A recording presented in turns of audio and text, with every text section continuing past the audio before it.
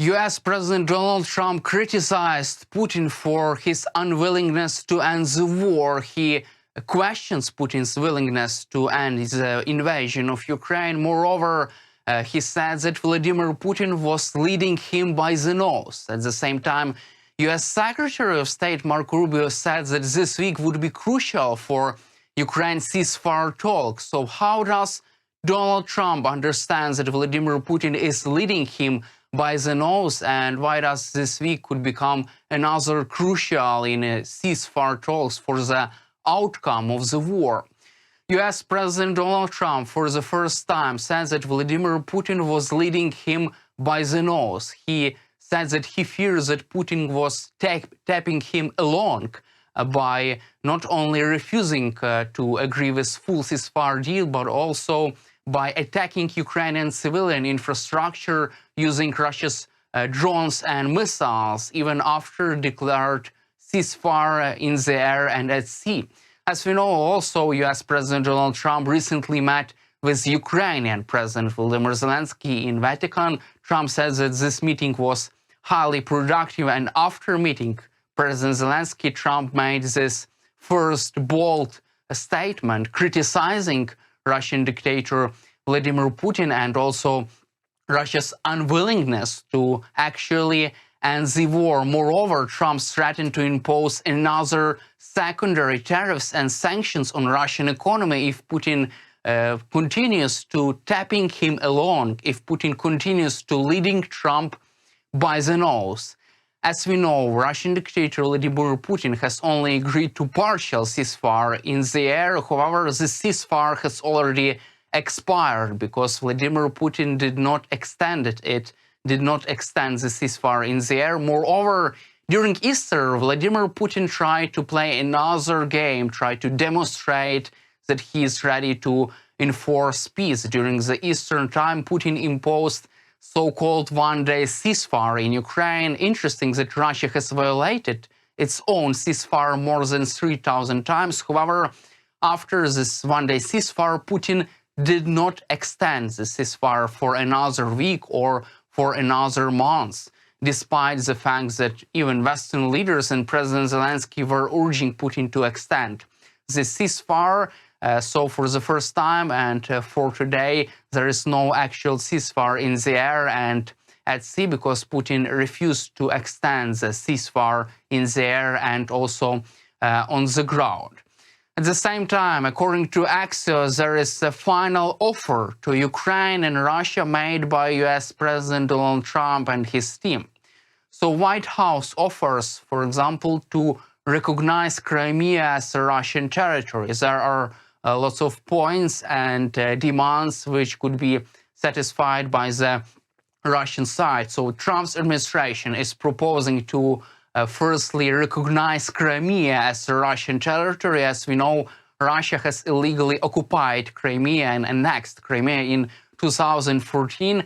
However, no one in the world recognized this illegal act, but US President Donald Trump proposed to recognize Crimea as Russian territory. Moreover, Trump's administration is ready to recognize Russia's Ukrainian territory occupied by Russia now in Ukraine as a de facto Russian territory. So Trump's administration is getting ready to recognize Russia's control over occupied territories in Ukraine. Also, Trump would like to ban Ukraine from joining NATO and also satisfying this Russian demand. On the other hand, Ukraine and also Russia will be lifted sanctions. Trump's administration is ready to lift all sanctions imposed by Putin's regime, imposed on Putin's regime after 2014 and after the beginning of the full-scale invasion of Ukraine. On the other hand, Ukraine should get robust security guarantees, but no one knows how should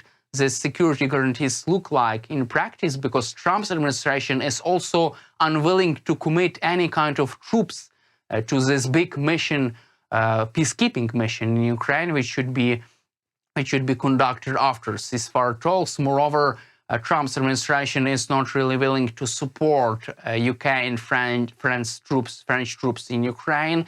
So this is still remains a big question. How would the United States government secure and provide security guarantees for Ukraine if Donald Trump doesn't like and would not like to provide Ukraine with any kind of peacekeeping force to deter Russia from another attack in the future? On the other hand, we have Russia, and Russian dictator Vladimir Putin has been announcing another unrealistic demands. Also, Vladimir Putin urged the US to halt security assistance for Ukraine, and it also remains a big question whether the Trump administration would provide Ukraine with security guarantees.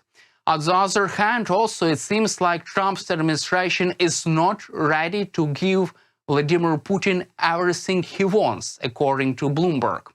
So according to Bloomberg, the United States government and Trump's administration is putting pressure on Russia and is demanding Vladimir Putin to at least accept Ukrainian right to have a proper equipped army, and also to accept Ukraine's right to have its own military industrial base to produce at least weapons for its own country. As we know, Russian dictator Vladimir Putin, since the beginning of the full-scale invasion of Ukraine, has been demanding a so-called demilitarization of Ukraine. He would like Ukrainian army to capitulate and not to receive any kind of weapons, and he would like Ukraine to halt production of any kind of weapons which help Ukraine to defend itself against Russian aggression. However, it seems unlikely that Trump's administration would be ready to give up Vladimir Putin everything he wants, because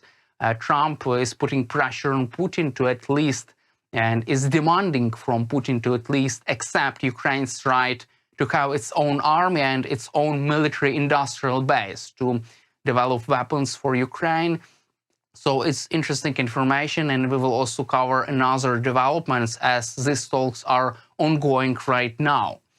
Meanwhile, US Secretary of State Marco Rubio said that this week would be crucial for Ukraine ceasefire talks. Rubio is confident that this week will be crucial as another negotiations will take place around the world between American, Russian, and Ukrainian delegation. Last week, Russian dictator Vladimir Putin said that he would be ready to conduct direct negotiations between Ukrainian and Russian government, and also it seems like Trump's administration will continue its efforts to bring peace to Ukraine this week. However, it is still uncertain on whether terms the deal could be reached right now, because last week Trump also said that the deal could be reached in a week. However, it still seems like there is a need for more time to negotiate proper ceasefire deal. Also, as Donald Trump tries to negotiate a ceasefire, U.S.